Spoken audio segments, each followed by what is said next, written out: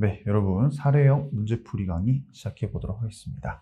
사례형 문제풀이는 이번 주랑 다음 주 이렇게 두 강으로 마무리하면 될 것 같고요. 첫 시간이다 보니까 이제 팁을 몇 가지 알려드리면 사례형 문제를 보면은 일단 많은 분들이 어렵게 느낍니다. 그거는 이제 읽을 게 많아서도 그렇긴 한데 지금까지 이제 우리는 판례 결론만 알면 1, 2, 3, 4 답을 바로바로 골랐다면 이 사례형은 갑, 을, 병 뭐 이렇게 이제 출연을 하고요. 사람도 출연하고 또 어느 시청 또는 어디 행정청 또는 어떤 법률에 근거해서 이런 게 좀 읽을 게 많아지다 보니까 여러분들이 심리적으로 많이 어려움을 느끼는데 오늘 저랑 같이 그런 문제들을 풀어보면 직접 느끼실 수 있겠지만 사실관계, 즉 읽을 게 많을수록 힌트가 많습니다. 그렇기 때문에 절대 당황하지 마시고 오히려 일반형 문제보다 사례형, 박스형 문제가 더 쉽다고 생각을 하십시오. 그렇게 하면서 저랑 같이 풀어보면서 결론이 더 쉽네, 더 쉽네 이게 쌓이다 보면 여러분들도 이제 당연스럽게 더 쉽다고 인식을 하고 들어가면 실제로도 더 문제가 잘 풀립니다, 여러분. 그리고 사례 안에 있는 논점과 뭐 갑을병 나왔을 때 행정청 있을 때 그 안에 있는 논점과 실제 1, 2, 3, 4 지문의 논점들을 매치시키는 연습을 저랑 같이 이렇게 해보시면서 또 여러분들이 문제 풀어보시면서 그런 연습을 많이 해야지만이 사례형 문제를 더욱더 빨리 풀 수가 있고요. 이제 계속 풀다 보면 사례를 먼저 딱 그 제시된 사례를 읽으면 이거 이 논점이구나. 이거에 대해서 이런 판례의 결론을 묻는 게 나오겠구나라는 게 밑에 1, 2, 3, 4 지문을 읽기 전에 딱 생각이 듭니다. 그렇기 때문에 더 쉽다라고 늘 말씀을 드리는 거고 결국 사례도 판례 가지고 문제를 만들 수밖에 없기 때문에 결론적으로 일반 문제를 잘 풀기 위해서 우리가 판례 키워드 잡고 결론 기억하는 그 방법 있죠? 역시나 마찬가지입니다. 그거를 좀 더 길게 사실관계를 늘어뜨려 놓은 게 사례형이지 전혀 다른 방식으로 공부한다거나 이런 건 전혀 아니에요. 그리고 이제 사례형도 해년마다 좀 트렌드가 좀씩 바뀌고 있습니다. 그러다 보니까 우리 문제집 보시면 한 10년 전의 기출문제들부터 사례형을 집어넣어 놨는데 여러분들 느끼실 거예요. 최근에 나오는 사례형과 예전에 나왔던 사례형이 좀 형식이 많이 다릅니다. 그래서 최대한 최신 기출 위주로 저도 오늘 강의를 준비를 했고 여러분들도 예전 문제들은 논점들을 참고를 하시되 이 사례형의 그 형식 같은 경우는 최신 기출을 좀 참고하시면서 준비를 하시는 게 더 좋다고 말씀드립니다. 자, 그럼 바로 시작해 보죠. 556페이지 4번입니다. 자, 이러한 이제 우리가 지금까지는 지문, OX 지문들로만 공부를 했고 이 사례형 같은 경우는 실제 1, 2, 3, 4 또는 1, 2, 3, 4, 5번 지문이 있는 실제 문제 형식으로 공부를 할 건데 원래 파이널 모의고사 때 이런 팁을 더 드리는데 어쨌든 지금 이런 실제 형식의 문제를 공부하니까 먼저 말씀을 드리면 우리가 시험장에서 마음이 긴장되고 급하다 보니까 옳지 않은 것, 옳은 것 이렇게 고르라고 했을 때 내가 지문을 읽다 보면 옳은 걸 고르라 했나? 옳지 않은 걸 고르라 했나? 라고 헷갈리면서 1번에서 만약에 옳은 걸 고르라고 했는데 1번이 옳지 않은 게 나왔어요. 근데 이걸 바로 내가 확실히 아는 지문이니까 이걸 골라야겠다 하고 2, 3, 4를 안 읽어버리면 그러면 실제 문제에서 옳은 걸 고르라고 했는지 옳지 않은 걸 고르라고 했는지를 인식을 못하고 1번이 옳다 해서 무조건 1번 찍었는데 나중에 보니까 옳지 않은 걸 고르라 했어요. 그러면 2, 3, 4를 안 받기 때문에 틀리게 되는 거죠. 그렇죠? 그렇게 되면은 억울하게 점수를 깎이게 되니까 옳지 않은 거면 아예 저는 문제집에다가 X를 먼저 치고 시작했습니다. 크게 치고 옳은 것은 동그라미 치고 그리고 나서 1, 2, 3, 4를 읽어가지고 이제 헷갈리면 1, 2, 3, 4를 다 봐야지 그 중에 3개는 옳고 아니면 틀리고 이렇게 고르지만 O냐 X냐를 확실하게 쳐놓고 1번을 읽었는데 내가 너무나 잘 아는 논점이 나와서 실제로 옳은 걸 고르라고 했고 1번이 너무 명확히 옳은 거다. 그럼 2, 3, 4를 안 보고 바로 1번을 찍고 다음 문제로 넘어가야지 그만큼 시간을 아낄 수 있잖아요. 그렇게 하려면은 옳은 거냐 옳지 않은 거냐를 확실하게 먼저 O냐 X냐를 크게 그려놓고 답을 찾아가시는 게 좋습니다. 아시겠죠? 이런 소소한 팁 잘 기억하시고요. 21년 국회 8급에서 나온 문제 볼게요. 국회직이기 때문에 보기가 5개입니다. 다음 사례에 대한 설명으로 옳지 않은 것을 X 먼저 치시고 자, 읽어보죠. 갑은 주택을 건축하기 위하여 관할 행정청의 건축법에 따라서 건축 신고를 했답니다. 근데 이게 일반 건축 신고면은 상관이 없는데 갑의 건축 행위는 국토 개혁 및 이용에 관한 법률에 따른 개발 행위 허가가 필요한 경우이다 라고 하면은 딱 이런 논점 들어가면 뭐가 기억나야 돼요? 아, 이게 수리를 요하는 신고냐, 수리를 요하지 않는 신고냐. 이걸 먼저 문제가 나오겠구나라는 예상이 좀 들어야 됩니다. 나중에는. 지금은 처음이니까 안 될 수 있어요. 근데 우리가 일반적인 건축신고는 수리를 요하지 않는 신고가 대표적인데, 개발행위 허가가 필요한 경우라든가, 또 밑에 개발행위 허가가 의제되는 것, 그죠? 인허가 의제 제도 있죠? 그 의제가 됐을 때는 역시나 수리를 요하는 신고로 바뀌게 되는 거죠. 그거에 대한 논점들을 물어보겠구나라고 생각을 하고 밑으로 내려가는 겁니다. 1번. 갑의 건축 신고가 부적법한데도 행정청이 이를 수리를 했어요. 자, 그렇게 됐을 때 결론이 어떻게 되냐를 물어보는 거죠. 근데 여기서는 그렇게 했다고 하여서 신고에 어떤 법적 효과가 발생하는 경우는 아예 없다라고 했는데, 실제로 어떻게 되죠?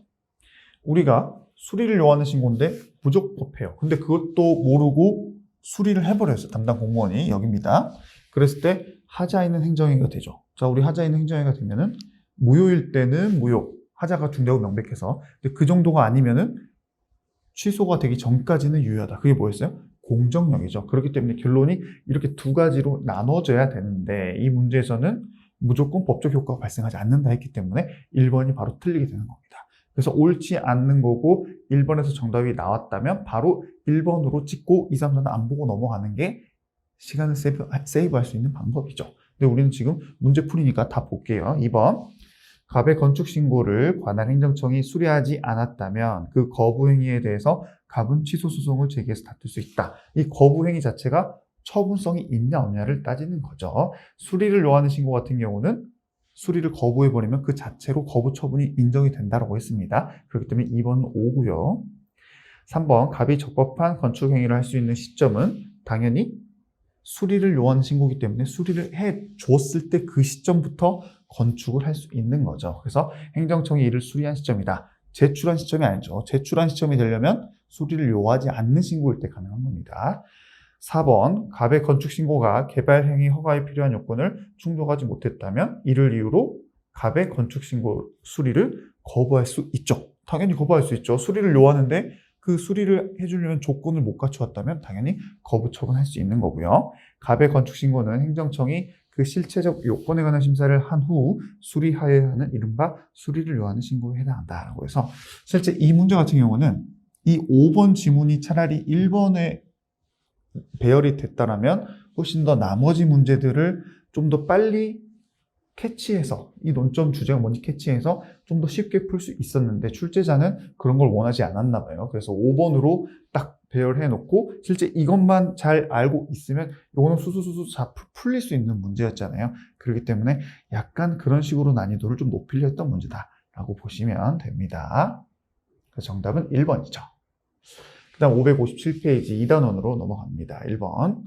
갑은 청소년에게 주류를 제공하였다는 이유로 A 구청장으로부터 6개월 이내에서 영업정지 처분을 할 수 있다고 규정하는 식품위생법 제75조, 그리고 그 밑에 총리령인 식품위생법 시행규칙 89조 및 별표가 아닙니다. 별표입니다. 별표라는 거는 그 실제 이 표 안에 이런 행위를 했을 경우는 뭐 몇 개월 이내 영업정지 처분, 이런 행위를 했을 때는 뭐 몇 개월, 이렇게 표로 그 가이드라인을 제시했다는 거예요. 그런 거에 근거해서 영업정지 2개월 처분을 받았다고 합니다. 자, 갑은 처음으로 단속된 사람이었고 이에 대한 다음 설명 중 가장 옳은 것, 동그라미를 치고 시작하는 거죠. 자, 이 위 영업정지 처분은 기속행위다라고 했는데, 실질적으로 우리가 이 문제를 딱 읽었을 때 아, 이거 논점이 뭐겠다라고 예측을 해야 돼요? 법규 명령 형식의 행정규칙을 물어보는 거겠구나라고 생각해야죠. 왜냐면 행정청의 제재적인 처분 관련해가지고 그 규정 자체를 이렇게 법규 명령 형식으로 돼 있는데 그게 대통령령일 때도 있고 또는 총리령 불령일 때가 있죠. 그럴 때를 먼저 여러분들이 예측을 해가지고, 자, 법규 명령 형식인데 시행 규칙에 이러한 제재적 처분 기준이 정해져 있다. 그럼 법규 명령으로 본다? 행정규칙으로 본다? 행정규칙으로 보죠. 그렇죠? 그리고 행정규칙으로 가게 되면은 법규성이 없어지기 때문에 행정의 재량권이 더 넓어진다라고 했습니다. 그렇기 때문에 이 문제도 그 논점을 파악했다면 영업정지 처분은 기속행위가 아니라 재량행위다라고 갈 수도 있고요. 또 기속이냐 재량이냐를 구분하는 여러 가지 기준이 있는데 방금 그렇게 가셔도 되고, 다른 걸로 인해서도 할 수가 있죠. 뭐뭐 해야 한다 그러면 보통 기속이고 뭐뭐 할 수 있다라고 하면 재량이라고 본다 했죠. 근데 여기서 6개월 이내에서 영업정지 처분을 할 수 있다. 그럼 6개월도 할 수 있고 5개월도 할 수 있고 4개월도 할 수 있는 그런 재량이 있다는 거죠. 물론 이제 그 준칙에 따라서 정해지겠지만 그렇기 때문에 일단 1번 같은 경우는 기속행위가 아니죠. 틀린 겁니다. 2번 위 별표는 법규명령이에요? 아니죠. 법규명령 형식의 행정규칙이지만 총리령으로 되어 있기 때문에 시행령이 아니라 시행규칙이기 때문에 행정규칙으로 가야 되는 게 맞죠. 그래서 2번도 X. 3번 A구청장은 2개월의 영업정지 처분을 함에 있어서 가중 감경의 여지가 없습니까? 그렇지 않습니다. 우리가 재량행위일 때에는 가중이나 감경할 수 있는 재량이 당연히 있고요. 이와 관련된 게 여기 나와 있습니다. 그렇죠? 대외적으로 국민이나 법원을 기속하지 않죠. 왜냐하면 결론적으로 이건 행정규칙이니까. 그렇기 때문에 2개월의 영업정지 처분을 할 때 가중 감경하는 재량 행사가 가능합니다. 잘 기억하시고 4번 A구청장이 유사 사례와의 형평성을 고려하지 않고 3개월의 영업정지 처분을 했다면 갑은 행정의 자기구속 원칙의 위반으로 위법함을 주장할 수 있죠. 그렇죠? 이 아무리 재량이다 하더라도 이렇게 다른 유사 사례와 같이 다른 사람도 나는 똑같이 잘못했고 똑같이 처음 걸려서 2개월을 받았으면 당연히 이 사람에게도 똑같이 2개월을 해야지 더욱더 안 좋게 3개월을 영업정지 처분을 했다. 그런 거는 행정법의 일반 원칙에 반하기 때문에 아무리 재량행위를 하더라도 문제가 생기게 되는 거죠. 그에 대한 게 여기 나와 있습니다. 여기 평등의 원칙이나 신뢰보호 원칙을 위배하면 된다, 안 된다? 안 된다. 재량행위를 하더라도 그 내용이 여기 나와 있어요. 그래서 정답은 4번으로 가는 거죠. 그렇죠? 가장 옳은 것을 구하라고 했으니까. 자, 그 다음 넘어가고요. 559쪽에 3번입니다. 자, 갑은 강학상 허가에 해당하는 식품위생법상 영업허가를 신청을 했어요. 갑이. 이에 대한 설명으로 옳은 것은. 이거는 사실 이 위에만 보면은 이제 사례형이 아니라고 볼 수 있지만 실제 이게 다 갑을병 어디 행정청이 연결되어 있기 때문에 사례형으로 보통 봅니다. 자, 갑이 공무원인 경우 허가를 받으면 이는 식품위생법상의 금지를 해제할 뿐만 아니라 국가공무원법상의 영리업무 금지까지 해제해주는 효과가 있습니까? 전혀 그렇지 않죠. 이거는 따로 본인이 영리업무 금지를 내가 왜 영리업무를 할 수 있는지를 따로 허가를 또 받아야 됩니다. 이거는 식품위생법상의 금지만 해제하는 거죠. 그렇기 때문에 허가 자체가 뭡니까? 원래는 누구나 할 수 있는데 행정상 목적 달성을 위해서 잠정적으로 스탑시켜놨다가 일정 조건이 맞으면 다시 자유를 돌려주는 거죠. 그렇기 때문에 허가의 그 특성도 잘 기억하셔야 되고 또 허가는 상대적 금지 해제에 불과하기 때문에 다른 법에 대한 금지는 다른 법에 의해서 풀어야지 이거 하나 풀었다고 다 풀리는 효과가 있는 것은 아니다라는 결론도 기억하시고요. 2번 갑이 허가를 신청한 이후에 관계 법령이 개정이 돼가지고 허가 요건을 처음에는 충족했다가 그 신청 이후에 바뀌어서 이제 더 이상 충족이 안 돼요. 자, 그랬을 때는 처분시 기준이에요? 신청시 기준이에요? 처분시 기준이죠. 근데 행정청이 실제로 허가 신청을 수리하고도 정당한 이유 없이 그 처리를 일부러 늦게 해가지고 그 사이에 기준이 변경됐다면은 신청시가 예외적으로 된다 했습니다. 근데 그런 게 아닌 이상 갑에게는 불허가 처분을 해야 되죠. 왜냐하면 처분시가 기준이기 때문에. 그거를 물어보는 논점이었고요. 자, 해설 제가 방금 말씀드린 내용입니다. 3번 갑에게 허가가 부여된 이후에 을에게 또 다른 신규 허가가 행해졌다고 합니다. 이제 나랑 경쟁 상대가 있는데 갑자기 내가 허가를 받았는데 그 바로 옆에 또 다른 허가가 내려졌다고 해요. 자, 그랬을 때 특별한 규정이 없더라도 갑이 을에 대한 신규 허가를 다툴 수 있는 원고적격이 인정이 됩니까? 안 되죠.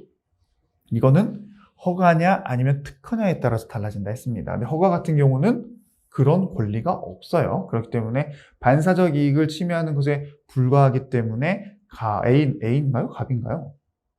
갑은 자기 옆에 신규 B 사람에게 신규 허가가 떨어졌다고 해서 다툴 수 있는 법률상 이익이 없는 겁니다. 아시겠죠? 4번 갑에 대해 허가가 거부되었음에도 불구하고 갑이 영업을 했다면 그거는 이제 불법 영업이 되겠죠. 근데 그거랑 별개로 영업행위 자체의 사법상 효력은 그대로 유지가 된다 했습니다. 사법상 효력은 뭐예요? 건물주랑 임대차 계약을 계약했거나 아니면 영업을 하면서 어떤 다른 제3자 개인에게 돈을 받았거나 이건 당연히 유효합니다. 대신에 행정상 처벌이나 또 행정상 어떤 처분을 받게 될 뿐이라는 거죠. 그게 바로 4번에 대한 설명이었습니다. 그래서 이건 옳은 걸 고르라고 했기 때문에 정답은 뭐였어요? 그래서 답은 2번이 되는 거죠. 562페이지입니다. 6번이고요. 올해 국가직 9급입니다. 다음 사례에 대한 설명으로 옳지 않은 것 X 먼저 치시고요. 건축주 갑은 토지 소유자 을과 매매 계약을 체결했고 을로부터 토지 사용 승낙서를 받아서 을의 토지 위에다가 건축물을 건축하는 건축 허가를 관할 행정청에게 A시장으로부터 받았다고 합니다. 매매 계약서에 의하면 갑이 잔금을 기일 내에 지급하지 못하면 즉시 매매 계약이 해제될 수 있고, 이 경우 토지 사용 승낙서는 효력을 잃으며 갑은 건축 허가를 포기 철회하기로 갑과 을이 약정을 했다고 합니다. 을은 갑이 잔금 기일 내에 지급하지 않자 갑과의 매매 계약을 해제했답니다. 사실 이런 거는 우리 수험생분들 입장에서는 실제 토지를 매매 계약을 해봤다거나 또는 이런 건축 일을 했다거나 이런 경우는 이게 좀 쉽게 와닿을 수 있는데, 보통 우리가 시험 공부하는 우리 수험생분들의 연령이라던가 또 이런 걸 봤을 때는 이런 경우가 별로 없거든요. 그래서 사실 이건 좀 지금 제가 말씀드리는 이 매매 계약이라던가 토지 사용 승낙 이런 개념을 지금 한번 확실하게 잡고 그리고 나서 이 문제를 보면 훨씬 쉬워집니다. 그리고 앞으로도 이런 문제는 나올 수 있기 때문에 잘 기억하실 필요가 있어요. 자, 원래는 이제 땅이 있으면 땅 주인이 자기 명의로 된 땅에다가 자기가 거기다 건물을 짓죠. 근데 여기 같은 경우는 건축주가 갑이고요. 토지 소유자는 을이에요.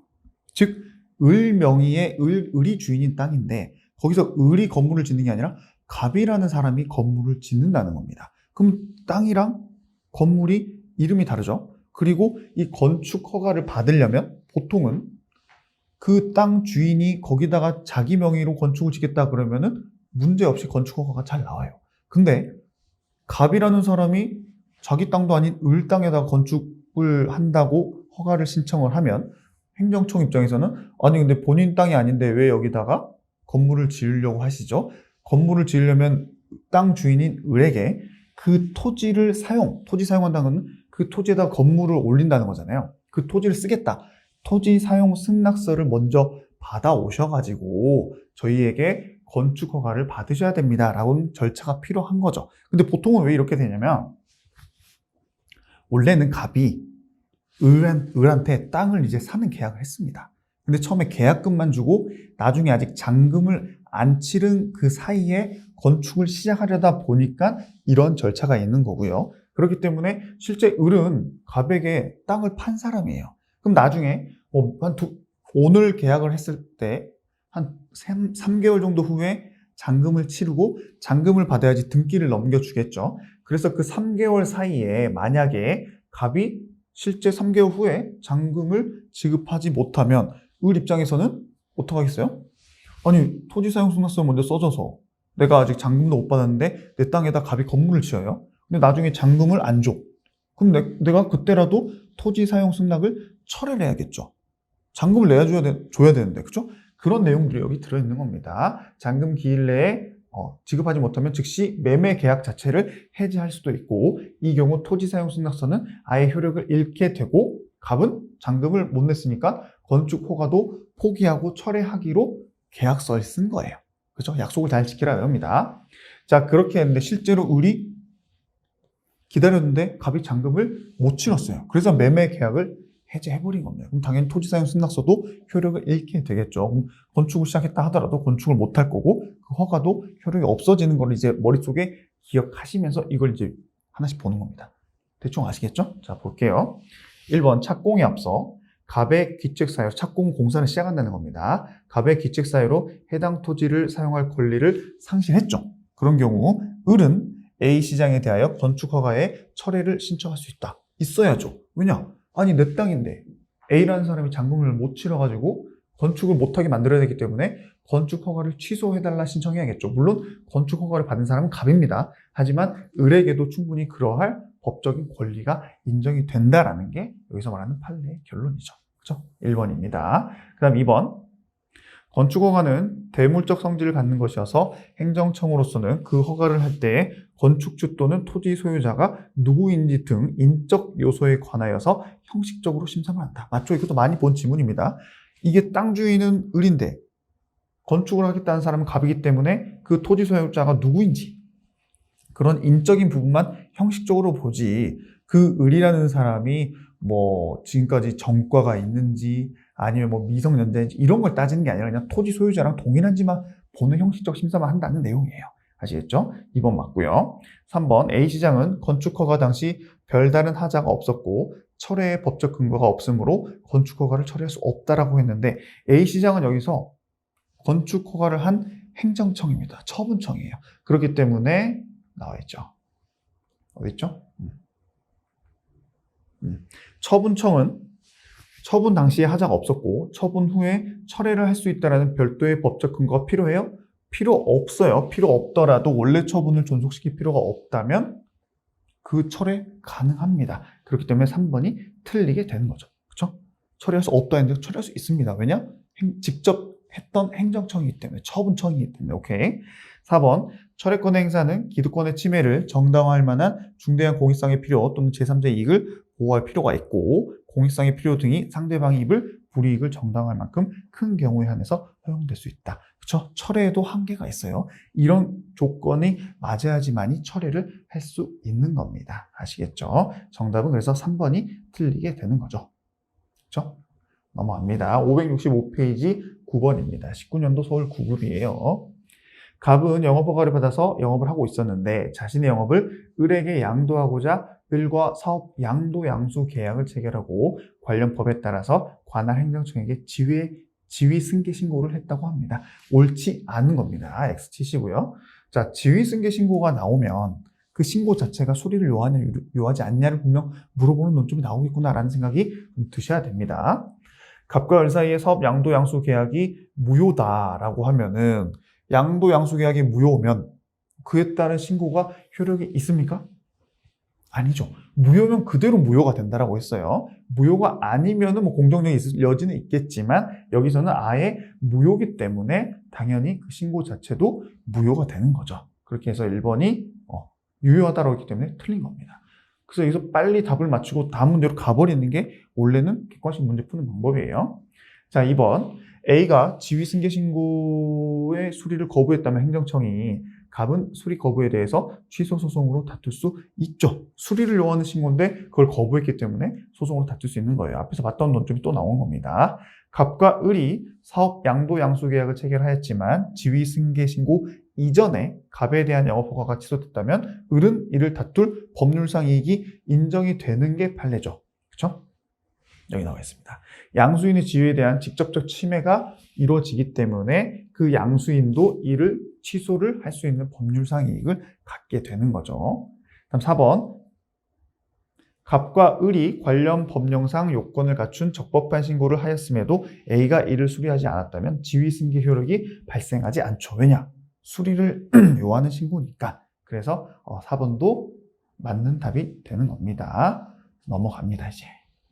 569페이지 13번입니다. 갑은 관할 행정청의 토지의 형질 변경 행위가 수반되는 건축 허가를 시정했다. 인허가 의제 논점입니다. 그리고 관할 행정청은 갑에 대해서 건축 허가를 하면서 부관을 붙였네요. 건축 기간 동안 도로의 적치, 자재 등을 불법 적치하지 말라라는 부관을 붙여서 건축 허가를 했답니다. 부관 논점이 나오겠네요. 옳은 것 동그라미 치시고요.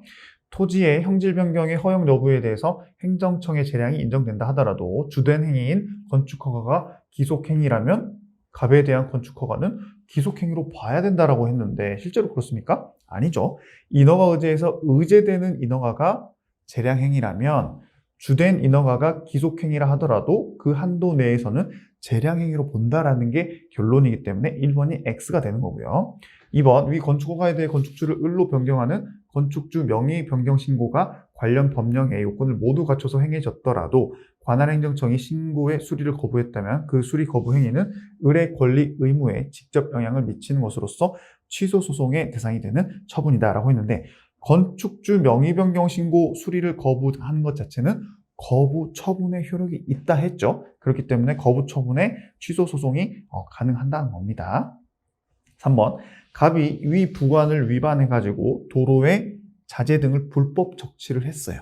부관을 어겼네요. 그랬을 때 관할행정청은 행정대집행법에 따라서 불법 적치된 자재 등을 제거하는 대집행이 가능하냐라고 했을 때, 자, 대집행의 대상은 뭡니까? 대체적 자기 의무입니다. 뭔가를 해야 되는데 안 했을 때예요. 근데 이거는 부작위 의무죠. 불법 적시하지 마라라고 했죠. 그렇죠? 부작하지 말라는 건 부작이잖아요. 부작위 의무라든가 수의 의무는 대집행 대상이 안 되죠. 그렇기 때문에 대집행이 불가능하다는 결론으로 가는 거고요. 갑이 위 부관을 위반하였음을 이유로 관할 행정청이 건축허가 효력을 소멸시키려면 법령상의 근거가 있어야 된다라고 했는데, 자, 아까도 나왔죠. 취소나 철회해서 그 처분을 한 행정청, 즉 처분청은 법적 근거가 없어도 사정 변경 또는 중대한 공익상의 필요에 의해서 철회가 가능한 겁니다. 그래서 4번도 틀리게 되는 거죠. 그래서 정답은 2번이 되는 겁니다. 아시겠죠? 넘어가죠. 573페이지 17번입니다. 다음 사례에 대한 판례의 입장으로 옳지 않는 걸 고르라고 했네요. 고속국도관리청이 고속도로 부지와 접도구역에 송유관을 매설을 하는 것을 허가하는, 자, 접도구역. 제가 그림을 또 가져왔습니다. 도로에 접해 있는 그냥 구역이라 보시면 됩니다. 아시겠죠? 혹시 궁금하실까봐 제가 가져왔고요. 그 접도구역에 이제 송유관을 매설하는 걸 허가해 주면서 상대방이 갑과 체결한 협약이 있었는데 그 내용을 봤더니 송유관 시설을 나중에 네가 이전하게 되면 그 돈은 네가 내라 라고 부담하도록 했답니다. 그 후에 도로법 시행규칙이 바뀌어가지고 이제는 접도구역에서는 관리청의 별도 허가 없이도 송유관을 매설할 수 있게 바뀌었대요. 이거에 대한 문제들을 하나씩 봅니다. 자, 협약에 따라서 송유관 시설을 이전하게 될 경우 그 비용을 갑이 부담하도록 한 것은 행정행위 중 부관 중 부담에 해당한다. 그렇죠?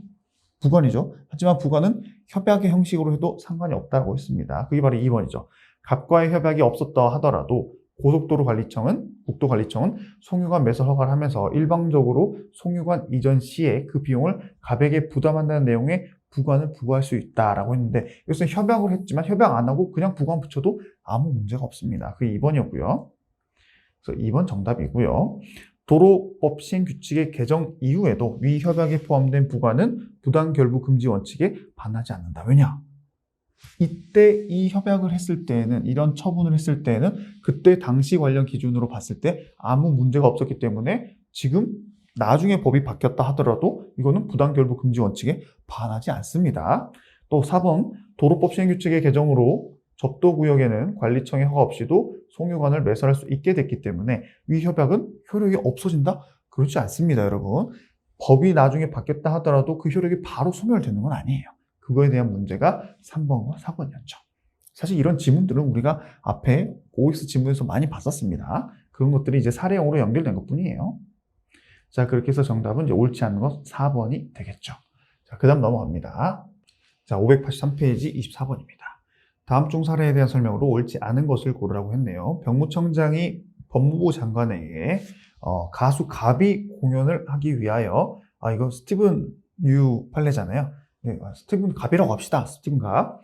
어찌됐건 그렇게 해서 이 사람이 병역 의무를 면탈했기 때문에 입국 자체를 금지해달라고 요청을 했고, 법무부 장관은 입국 금지하는 결정을 했습니다. 그럼 그 결정을 내부 전산망인 출입국 관리 정보 시스템에 입력을 했고요. 따로 스티븐 갑에게는 통보를 하지 않았어요. 자, 이런 논점들이 이제 제가 체크를 해놨죠. 1번. 일반적으로 처분이 주체, 내용, 절차와 형식의 요건을 모두 갖추고 외부에 표시가 되어야지만이 처분이 되지, 내부적으로 한 건 의미가 있어요? 내부적으로만 의미가 있지 처분성은 없습니다. 그 내용이 이거 1번이고요. 맞죠? 행정의사가 외부에 표시되어서 행정청이 자유롭게 취소 처리할 수 없는 구속을 받게 되는 시점에 처분이 성립하죠. 1번, 2번이 다 연결된 거고요. 그 성립 여부는 행정청이 행정의사를 공식적인 방법으로 외부에 표시했는가를 기준으로 판단해야 되고요. 다 똑같은 말입니다. 위 입국 금지 결정은 법무부 장관이 금지하는 결정은 처분에 해당합니까? 아니죠. 통보했어요? 안 했어요. 그냥 내부 전산망에 입력만 했기 때문에 처분성이 없는 내부 결정이다라고 보시는 거죠. 그래서 정답이 4번이 됩니다. 넘어갑니다. 585페이지 26번이고요. A시장은 식품 접객 업주 갑에게 청소년 고용 금지업소에서 청소년을 고용했다는 이유로 식품위생법에 근거해서 영업정지 2개월 처분을 해야 되는데 그거에 가름하는 과징금 부과 처분을 했대요. 그리고 갑은 부과된 과징금을 납부했습니다. 하지만 나중에 봤더니 과징금 부과 처분이 하자가 있음을 알게 됐다고 해요. 과징금 관련된 논점이랑 뭐 이렇게 하자 논점 나오겠죠. 돈 돌려받기 위한.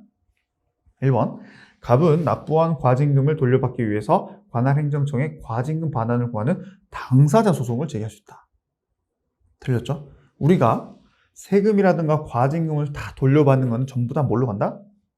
민사소송으로 간다. 뭐만 빼고? 부가가치세만 빼고. 그래서 제가 부당이라고 했었죠? 그렇기 때문에 1번이 틀리게 되는 겁니다. 2번. A시장이 과징금 부과 처분을 함에 있어서 과징금 부과 통지서에 일부 기재가 누락돼가지고 이를 이유로 갑이 관할행정법원에 과징금 부과 처분의 취소를 구하는 소송을 제기를 했어요. 그럴 때 A시장은 취소 소송이 끝나기 전까지 과징금 부과 통지서를 송달하게 되면은 하자가 치유가 된다라고 했는데, 자, 우리 하자의 치유는 언제까지?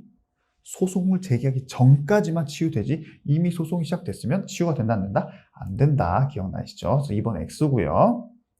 자, 식품위생법이 청소년을 고용한 행위에 대하여 영업허가를 취소하거나 6개월 이내의 기간을 정해서 그 영업의 전부 또는 일부를 정지하거나 폐쇄를 명할 수 있다 판단하면서 행정청의 세부 기준은 총리령으로 위임한다고 했답니다.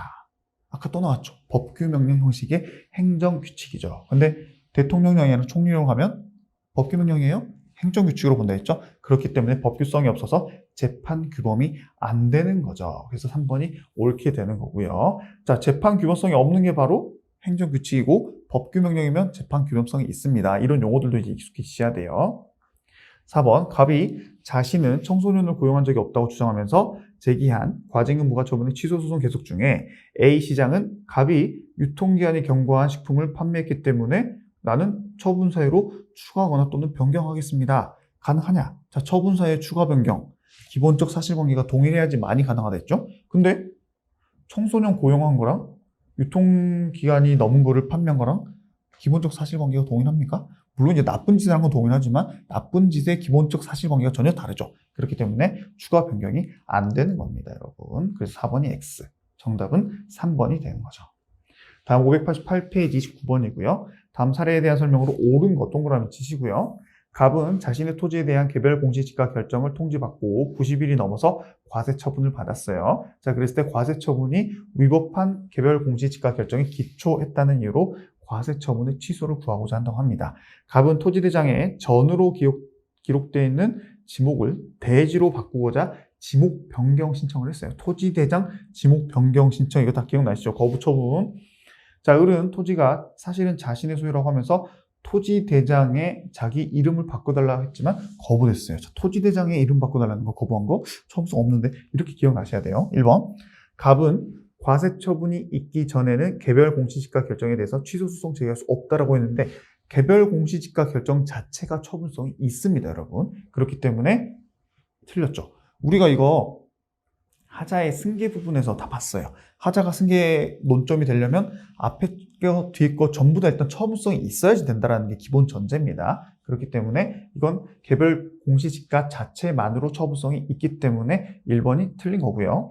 2번, 갑은 과세처분의 위법성이 인정되지 않더라도 과세처분 취소 소송에서 개별 공시지가 결정의 위법을 독립된 위법사유로 주장할 수 있다. 자, 하자의 승계가 되냐 안 되냐 논점이죠. 원래는 이 두 개가 독립해서 별개의 법률효과 목적이지만 예측 가능성과 수인 한도 때문에 예외적으로 승계가 긍정되는 것 중에 첫 번째였습니다.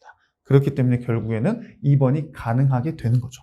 혹시 이 논점 기억 안 나시면 기본서 137페이지를 반드시 참고하셔야 됩니다. 이 부분. 자, 그 다음 3번. 토지대장에 등재된 사항을 변경하는 행위는 이런 거로 삼기 위한 것이므로 갑은 지목 변경 신청이 거부된다 하더라도 취소 소송을 다툴 수 없습니까? 아니죠. 지목을 바꿔달라는 거는 그걸 안 해주게 되면 거기에 아무것도 할 수 없게 되기 때문에 개별적이고 직접적이고 구체적으로 권리를 제한하기 때문에 처분성이 인정됩니다. 하지만 토지대장상에 이름 바꾸는 거는 이름 바꿔봤자 소유권 안 바뀌어요. 등기부등본에 이름이 바뀌어야지 바뀝니다. 그렇기 때문에 이런 거는 거부를 하더라도 처분성이 없다. 지목 변경이랑 소유자 명의 변경은 결과가 아예 달라요. 아시겠죠? 잘 기억하시고요. 그래서 정답이 2번이 되는 겁니다. 592페이지 33번입니다.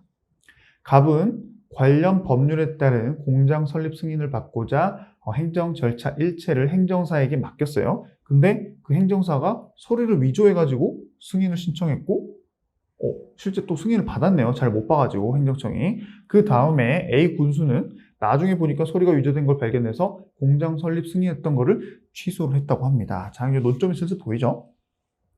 자, 옳은 거 고르라고 했어요. 이제 변호사 시험이었는데, 자, A 군수의 공장 설립 승인 취소 처분에 대한 취소 소송에서 공장 설립 승인의 하자나 취소하여야 할 필요성에 대한 증명 책임은 당연히 A 군수가 해야겠죠.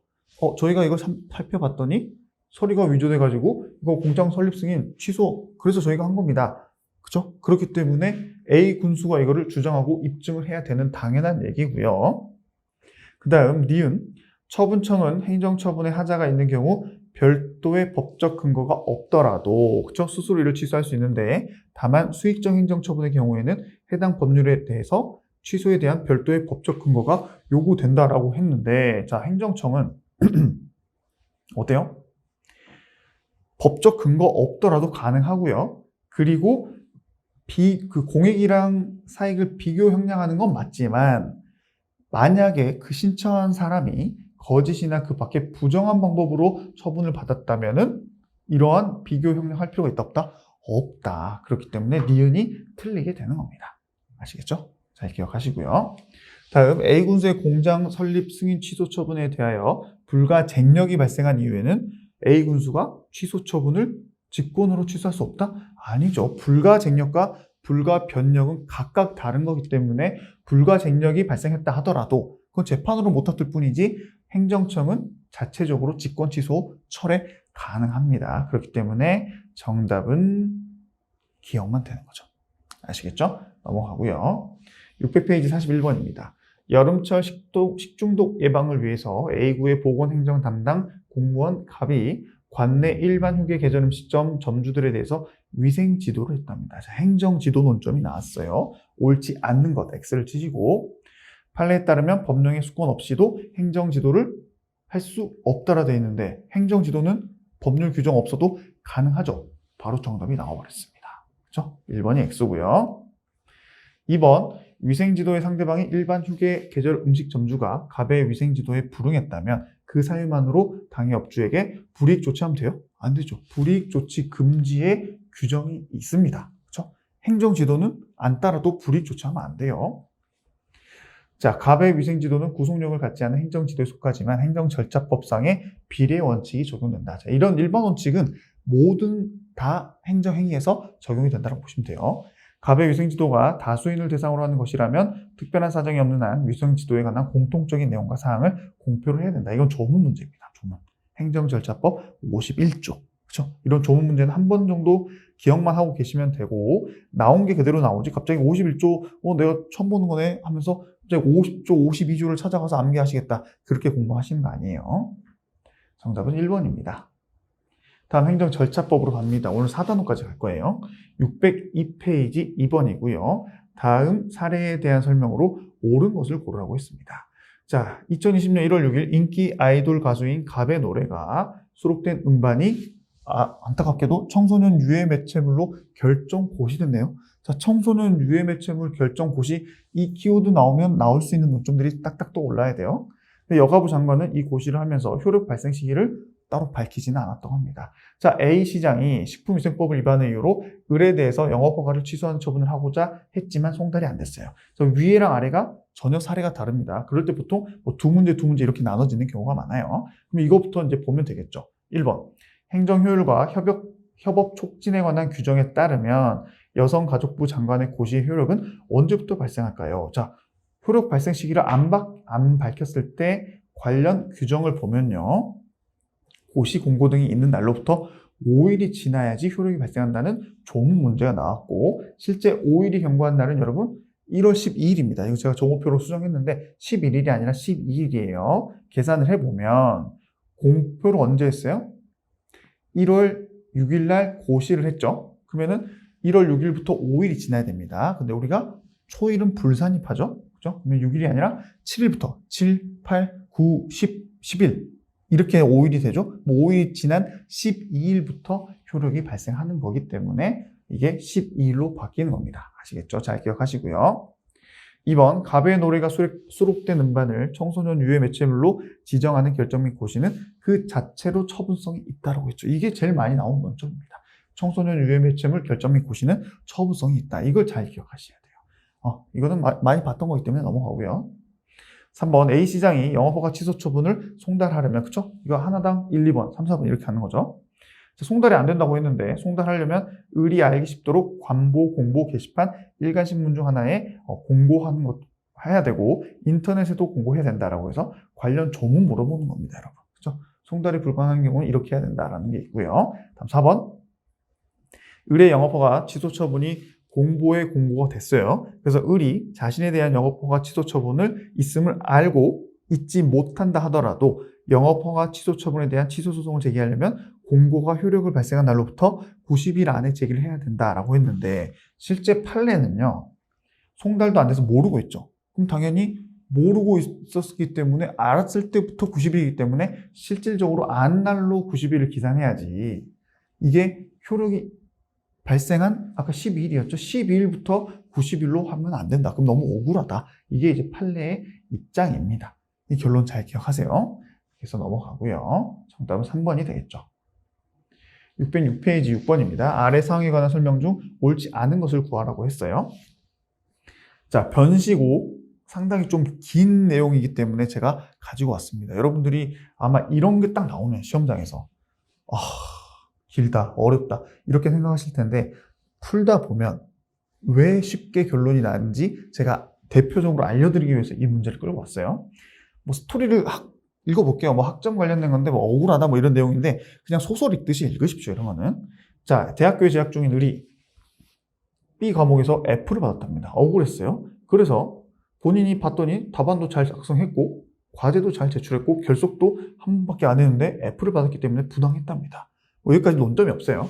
그래서 이 의리 나랑 비슷한 내용으로 답안을 작성했다고 생각한 병이 있었는데 자기 친구가 보죠? 그럼 그 병은 F를 안 받았나 봐요. 그 병이 그러면 시험 관련된 거를 답안지를 보여주라. 정보 공개해라. 정보 공개 요청을 했습니다. 그랬더니 대학교 총장이 야, 네 거 말고 남의 거는 비공개 대상이고 그리고 실제 우리가 네 시험지 그 시험지 전부 다 우리가 갖고 있지도 않고 시간 강사인 네 교수가 갖고 있어. 그래서 우리 너희한테 이거를 제공해 줄 수도 없어 라고 한 거예요. 정보공개법 나오겠구나 이렇게 생각하시면 되겠죠. 자, 그래서 1번 갑의 비공개 결정은 거부 처분에 해당해서 행정절차법상 특별한 사정이 없으면 사전 통지 대상이 되지 않는다라고 해서 우리 행정 절차에서요.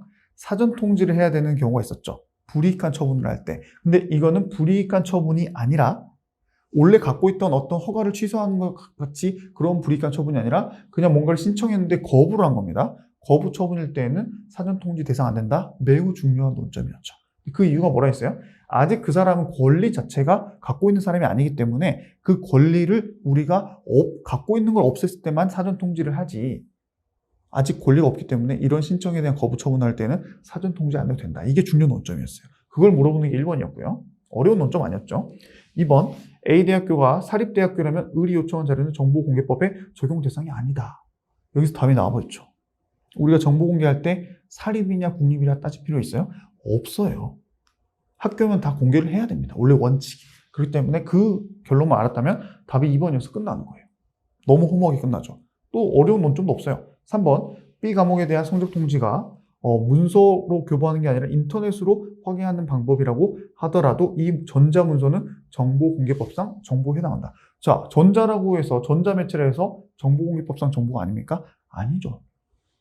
조문에서 아예 전자도 포함한다라고 돼 있죠. 그렇기 때문에 3번도 당연한 거고요. 다음 4번.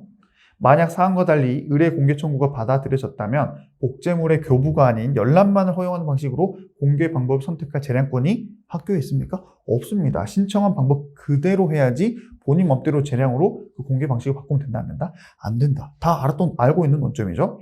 5번. 만약 사항과는 달리 공개 청구 대상 답안지 및 채점 기준표가 A 대학교에 의해서 일정 공간 동안 관리가 됐지만 나중에 문서 보존 연한이 지나서 우리 5년 동안 법률 규정상 갖고 있다가 이제 폐기한단 말이야. 그래서 폐기를 했다면 이러한 채점 기준표를 갖고 있지 않다라는 점에 대해서는 당연히 누가 증명을 해야 돼요? 대학교가 증명해야겠죠. 그 입증 책임에 대한 문제, 어렵지 않은 문제였습니다. 자, 결론적으로 딱 처음에 이 문제 봤을 때 뭐가 이렇게 길어? 되게 어렵겠다. 심지어 또 변호사 시험에서 아마 더 느꼈을 수는 있는데 풀고 나니까 어때요? 너무 쉽게 다 풀렸죠. 2번 읽어보면 바로 답 나오는 문제였죠. 심지어 정보, 이 지문 안 읽었어도 2번 그냥 지문만 봐도 풀 수 있는 문제였죠. 그렇기 때문에 결론적으로 많다고, 읽을 거리가 많다고 결코 어려운 게 아니다. 오히려 힌트가 많다.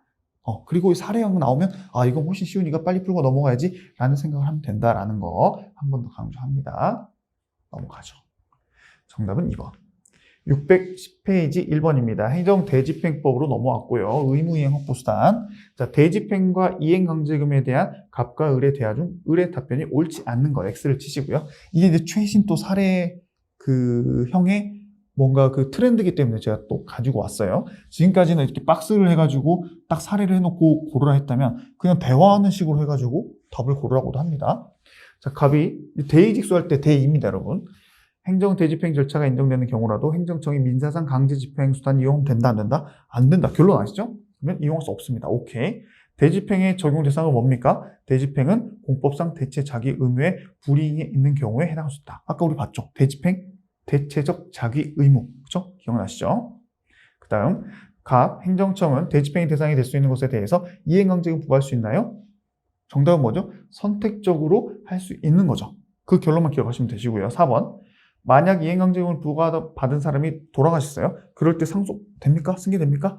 안 되죠. 이행강제금은 안 된다 했습니다. 왜냐? 이행강제금은 그 사람에게만 일신 전속적으로 효력이 있기 때문에 상속인에게 효력이 없고 돌아가신 분에게 했다면 그건 아예 자체가 무효다라고 했습니다. 중요 논점이었고 정답이 바로 나오죠. 특별히 어렵지 않죠? 사례형 어렵지 않습니다. 613페이지 4번입니다. 여객 자동차 운송업을 하는 갑은 관련 법규 위반을 이유로 사업 정지 처분에 가름하는 과징금 부과 처분을 받았대요. 자, 과징금 관련 논점이 또 나오겠죠. 자, 갑이 현실적인 행위 위반자가 아닌 법령상 책임자인 경우에도 과징금 부과할 수 있다. 자, 이 사례 기억나세요? 택시 기사가 잘못했는데 그 기사에게 과징금 부과하는 게 아니라 기사에 소속된 회사에게 과징금 부과할 수 있죠. 그럼 실제 누가 잘못했어요? 기사가 잘못했지만 회사가 법령상 책임자이기 때문에 과징금 부과 가능한 겁니다. 그렇죠? 넘어가고요. 갑에게 고의 과실이 없는 경우에는 과징금을 부과할 수 없다. 자, 과징금 고의 과실 따집니까? 따지지 않습니다. 그렇죠? 하지만 만약에 그 위반자의 의무를 혜택을 탓할 수 없는 정당한 사유가 있는데 처벌하겠다? 그런 거 없습니다. 정당한 사유가 있다면은 부과 안 되되 대신에 고의 과실은 따지지도 않는다. 그 결론을 먼저 기억하시고 예외적인 거를 나중에 기억해야 됩니다. 그래서 2번이 X가 되는 거죠. 그렇죠? 고의 과실이 없어도 과징금은 부과할 수 있는 겁니다. 3번, 과징금 부과 처분에 대해 갑은 취소 소송을 제기해서 다툴 수 있다. 그죠? 과징금은 처분이에요. 과태료랑 헷갈리지 마십시오. 과태료는 따로 다툴 수 있는 방법이 있기 때문에 처분성이 없어서 취소 소송 안 되지만 과징금은 처분성이 있습니다. 4번, 갑에게 부과된 과징금이 법이 정한 한도액을 초과해서 위법하다면 법원은 그 초과 부분에 대해서 일부 취소하는 게 아니라 전부를 취소해야 되죠. 왜냐하면 과징금 부과 처분은 재량행위이기 때문에 법원이 마음대로 재량을 부릴 수는 없어요. 법원은 사법기관이지 행정청이 아니니까. 하지만 이 판례 기억나시면 하나 더 기억하실 거 있죠? 이게 방금 봤던 판례고요. 이 밑에가 예외적으로 여러 개의 위반 행위에 대해서 외형상 하나의 과징금 납부 명령을 했지만 그거를 따로따로 나눌 수도 있고 그 근거 규정도 있다면 그럴 때는 그 일부만 취소를 해야 되는 게 또 판례입니다. 근데 이런 내용이 없다면 재량행위면 그냥 단체로 통으로 다 취소해야 된다. 이 결론 잘 기억하세요. 정답은 2번이 되는 겁니다. 자, 이렇게 해서 오늘 4단원까지 했나요? 4단원까지 했던 것 같은데 여튼 이렇게 해서 오늘 첫 번째 사례형 문제풀이는 여기서 마무리하면 되고요. 다음 주에 이제 나머지 사례형 보시면서 OX 문제 이제 마무리하면 될 것 같습니다. 자, 고생 많으셨고 이제 사례형 같은 경우 쉽다 어렵다? 쉽다라는 생각을 뇌에 무조건 각인을 시키세요. 그래야지 사례형 나오면 더 자신감이 붙어서 여러분들이 빨리 답을 찾고 다음 문제로 넘어갈 수 있습니다. 아시겠죠? 오늘 복습 반드시 하시고 저랑 같이 안 푼 문제들도 다 풀어보셔야 됩니다. 여러분 아시겠죠? 자, 이번 주도 고생 많으셨고요. 저는 오늘도 내일도 더욱더 좋은 강의, 쉬운 강의로 여러분들을 찾아뵙겠습니다. 여러분 감사합니다.